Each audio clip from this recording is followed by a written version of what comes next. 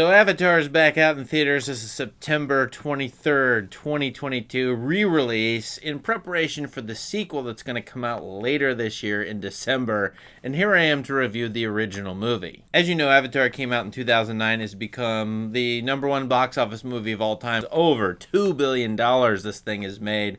Incredible. Money talks, audience ticket sales talk, and so of course they're going to be re-releasing this, and this movie a lot of people absolutely love. But as you know on this channel, I am an honest reviewer, and I gotta tell you, I have never ever liked this movie, not even one time. I just watched it, and here I am to talk about it. No need to do a plot review, really. Part of my problems with this movie is just my background. I teach a lot of science fiction. I love a lot of science fiction, classic science fiction, modern. I don't care what it is.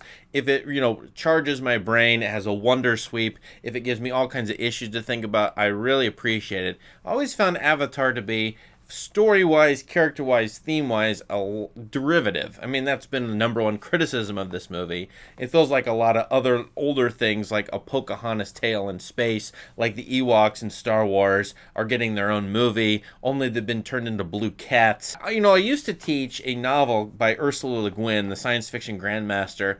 It's a novella called The Word for World is Forest. This is published in 1976. A lot of students I had absolutely loved this. It's about environmentalism, colonialism, humans from space coming down and lording it over these poor, sweet, Aborigine-type figures who are a little bit animal-like, but really they're descendants of humans.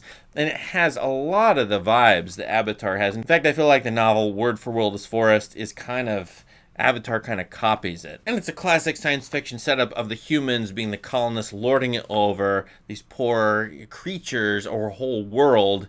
And you can kind of say it's environmentalists, the good guys on the one hand, versus these industrial types and military types, corporate types, all of that combined with the humans here. And then you have the human character of Jake Sully acting as a go-between. First he's working on the behalf of the industrial humans, but later moves over to the native Na'vi, which has been a classic Western scenario and one of the more famous Westerns ever made. Dances with Wolves, which won Oscars and what big box office performance when it came out in 1990. A lot of people have obviously criticized this as another Pocahontas movie. In fact, I vividly remember when Terrence Malick's The New World from 2005 came out, and in an early American literature graduate class, people are saying, here's another Pocahontas movie, and yet 4 years later, Avatar comes out. The reason I bring up The New World by Malick is that movie has this very similar kind of thing going on with the male figure, Captain John Smith, who goes into the native village and frolics around and discovers this whole new world,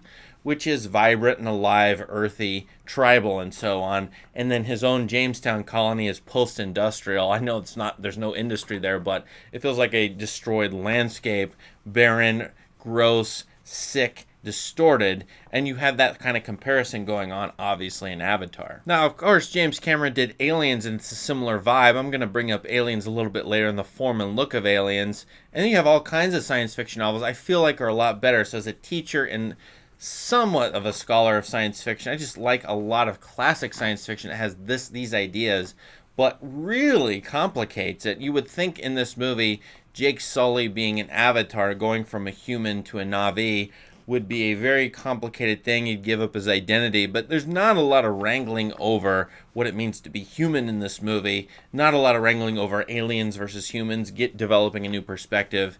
Anyway, I would like a little bit more substance in my movies, my science fiction movies. That's why I don't like this one as much as maybe I should. Actually, in Science Fiction Criticism, a great book by Cheryl Vent, for those of you who want an introduction to science fiction, she compares District 9, which came out in 2009, the same year as Avatar, to Avatar, in that the colonialism, the militarism, the political stuff, and I just like District 9, along with Cheryl Vent, a lot better than Avatar. I think it's a richer story, a more interesting visual experience.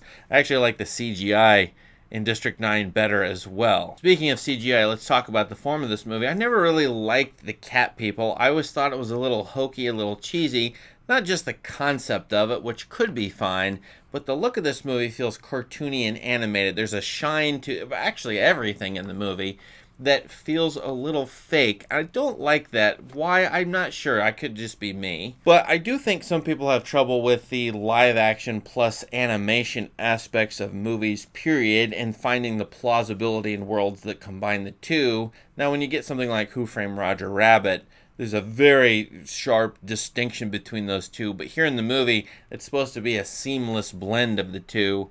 But yet, when I look at Avatar, I'm always reminded of my 1990s Windows screensavers, video games. There's a lot of video game forms in this movie. The moving camera, the camera up overhead, soaring around a world. I feel like a lot of cutscenes, openings of video games, which have copied Avatar and some of the techniques in this movie, which sold a lot of tickets, a lot of video games. But now in retrospect, 13 years later, I'd probably rather be playing a video game than watching this movie, which is of course about video games, as a person entering another character or figure who he becomes and plays, as it were. Formalistically, this movie has a few flaws, and I do think they're flaws. You don't need the voiceover in this movie at all. In fact, this movie is very redundant. In fact, this is a typical Hollywood blockbuster type of movie, which I think spurred some of the franchises that came afterwards, in that it repeats itself a lot so that viewers don't have to work too hard or think too much. And so in the voiceover, in the exposition, in the visuals, and the music, you get those overlapping 4 things plus flashbacks, and they all say exactly the same things. That's 5 things at once telling you exactly the same thing, rather than relying just solely on visuals, just solely on music. An example of that being the opening. You have the flashbacks that describe Jake Sully and why he's in the military, but then that happens later. You hear it later in exposition, the same thing recounted, because if you missed it in the first 3 minutes, you're going to need it in minute 11. And this happens throughout the entire movie, a repetition of things which could be cut out, and that would help, I think, some of the richness of the art, letting certain things speak for themselves and making viewers kind of work for it, kind of notice things on their own. Now, I haven't mentioned the language of the movie, which is pretty simplistic and kind of elementary. Flux Vortex shows up here. And as you know, Pandora, Unobtainium, other names and features like that, yeah, okay, those have been criticized to death. I get it. No one can deny the visual excellence of some parts of this movie, even if, like me, they don't care as much for animation. But I do like movies like Star Wars, the original trilogy, Aliens better. I like puppets, costumes, makeup, matte paintings, and everything else that is a little bit more realistic than early 2000s to the whole decade CGI. I still don't think CGI is all quite there at this point in movie history. And to some eyes, it's going to look hokey or it gets dated pretty quickly. With James Cameron's Aliens, you've got the real thing stuff. It's gritty. You feel like you can feel it. This movie doesn't feel like I could feel it. It looks like it was created in a computer, and only if I put on a VR headset would I understand this, but it doesn't look like the real world to me. But that's me, of course. With people paying over $2 billion for this movie, I think I'm probably wrong about some of this stuff. Nevertheless, as a science fiction movie that desires to be, which I think ought to be complex, interesting, rich, tell us about our own real world, I feel like this movie imitates a lot of its predecessors, doesn't say much new, and besides some of the technology used in the movie to create the movie, which is science fictional ahead of its time, there's not a lot in the movie I can celebrate filmically, visually, even sonically. So for those reasons, I would only give this movie 1.5 to 2 stars at best. It does kind of bore me. And yet when I look at people like my heroes, Roger Ebert, he gave it 4 stars out of 4. How am I wrong? And yeah, I'd rather be reading The Forever War by Joe Haldeman, a fantastic book about war in space and colonization. I mean, there are 1,100,000 novels and short stories with this premise that came 20, 30, 50, 100 years before, not quite, but a lot of years before this movie. So I feel like this movie is not ahead of its time, it's behind its time and going along with the zeitgeist perhaps of its day. Now, all that said, this is just my opinion. It's an honest review, and I could be wrong, as I've said many times here. So what do you think of Avatar? Let us know in the comments. Will you go rewatch this movie or not in the theaters, paying money for it, when you could just watch it online? Let us know in the comments. Please subscribe to this channel for more great content. Thanks and have a great day. With the animation, I suppose this movie has the wonders of discovering a alive, biological, organic world that is a global network that these corporate, industrial, militaristic types want to destroy.